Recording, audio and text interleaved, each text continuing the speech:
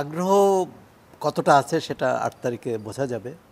তবে আগ্রহ থাকে কেন? একটি নির্বাচনে তখনই আগ্রহ থাকে যখন বাছাই করার সুযোগ থাকে, এবং বাছাইটা হয় নীতি, আদর্শ, কর্মসূচির ভিত্তিতে। এক দলের নীতি অন্য দলের নীতির সাথে ভোটার মিলেই দেখবেন যে কোন দলের নীতি ভালো, কোন দলের আদর্শ ভালো, কোন দলের কর্মসূচি ভালো, এবং তার এলাকার উন্নয়নে কে কতটা কাজ করবে। এখন এই নির্বাচনটি এসে দাঁড়িয়েছে, জাতীয় নির্বাচনে ২৮টি দল অংশ নিয়েছিল, ১৫টি দল নির্বাচন বর্জন করেছিল। এই নির্বাচনে এখন পর্যন্ত গণমাধ্যমে যা এসেছে যে 4টি দল প্রার্থী দিয়েছে। তার মানে হচ্ছে যে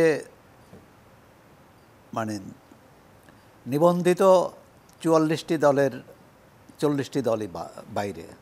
তাহলে আপনি দেখুন যে এই নিবন্ধিত দলগুলো যদি জনগণের প্রতিনিধিত্ব করে, এবং সেটি তো করার কথা, এর বাইরে একমাত্র মানে জনভিত্তি আছে এরকম দল আছে জামাত ইসলামী। তাহলে এই ৪০টি দলের যে যারা প্রতিনিধিত্ব করেন তারা এই নির্বাচনে নেই। কেন নেই? ওরা যদি স্বাভাবিক অবস্থায় নির্বাচনটি হতো তাহলে কি এরা বাইরে থাকতেন না। তো নির্বাচনটি একটু অস্বাভাবিক নির্বাচন বলবো, এবং অস্বাভাবিক কার জন্য, কে দায়ী, কে কম দায়ী, কে বেশি দায়ী, আমি সেই বিতর্কে যেতে চাই না। কিন্তু আমরা একটা ভোটাররা বাছাই করার সুযোগটা পেল না। এখন ভোটাররা যে নির্বাচনে বাছাই করার সুযোগ পায় না, সেই নির্বাচন তো উৎসবমুখর হবে না, সেই নির্বাচন তো যথাযথভাবে প্রতিনিধিত্বশীল হবে না, প্রতিযোগিতামূলক হবে না।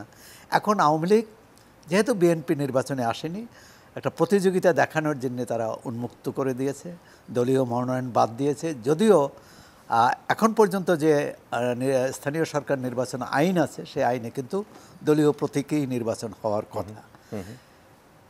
এটি এক ধরনের, আমি তো মনে করি যে আমরা জিয়া এরশাদের আমলে হানা ভোট তো দেখে আসছি, যে সেখানে বিরোধী কেউ প্রার্থী ছিলেন না।